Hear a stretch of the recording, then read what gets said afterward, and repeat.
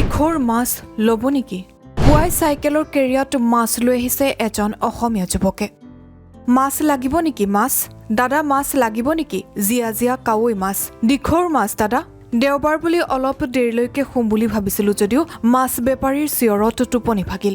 এই মৰা মিয়াটো আহি পালেহিয়ে বুলি খিৰিকীখন খুলি তললৈ চালো।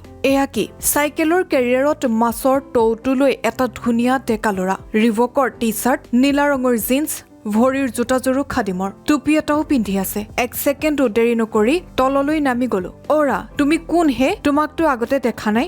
দাদা, মই আজিৰ পৰা এই মাছৰ বেপাৰত ধৰিছো। মোৰ ঘৰ শিৱসাগৰৰ গৌৰীসাগৰত। সদায় মিয়াৰ পৰা মাছ খাম নেকি? মিয়াবোৰক আমি খেদিলো নহয়। মিয়াক খেদি এতিয়া মাছৰ বজাৰ আমাৰ দখলত। গৰ্বত মোৰ বুকুখন ফুলি উঠিল। এয়াহে অসমীয়া।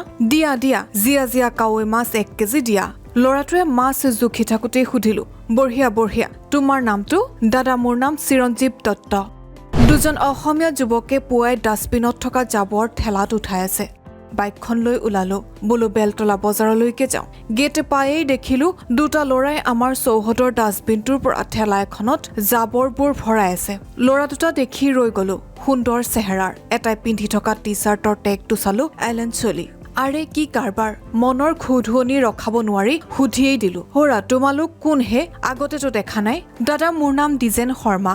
আজিৰ পৰা এইটো কামত লাগিছো। মিয়াকেইটাক কালি খেদিলো নহয়, এতিয়া এইটো কাম আমিয়েই কৰিম। গুড। এয়াহে অসমীয়া। বুকুখন 56 ইঞ্চি হৈ গল। হওক বুলি বাইক ষ্টাৰ্ট দিলো। এতিয়া বজাৰত অসমীয়া যুৱকৰ দপদপনি। হাজিৰা কৰিবলৈও ওলাই আহিছে বহু লোক। চিধাই আহি হাতীগাঁও চাৰিআলিত ব্ৰেক মাৰিলো। হাতীগাঁও চাৰিআলিত সদায় কাহিলি পুৱাৰ পৰা 9 মান বজালৈ এখন বজাৰ হয়। মানুহৰ বজাৰ। জনাসকলে জানে, ডেইলি হাজিৰা কৰা মানুহৰ বজাৰ দেখি মই অবাক। আগতে কেতিয়াও নেদেখা বজাৰৰ মানুহবোৰো আগৰ দৰে নহয়। চাফ চিকুণ, পৰিপাটি। সকলোৰে হাতে এণ্ড্ৰইড ফোন, ব্লুটুথ হেডফোনত গান শুনি আছে। 2-এজনৰ হাতত আইফোন। আচৰিত হৈ চাই থাকোতেই 3জন মানে আহি আগুৰি ধৰিলে। দাদা, কি কাম আছে কওক? ৰ'ব, কামৰ কথা কম বাৰু, কিন্তু আপোনালোক কোন? আগতেতো এনে মানুহ ইয়াত দেখা নাছিলো।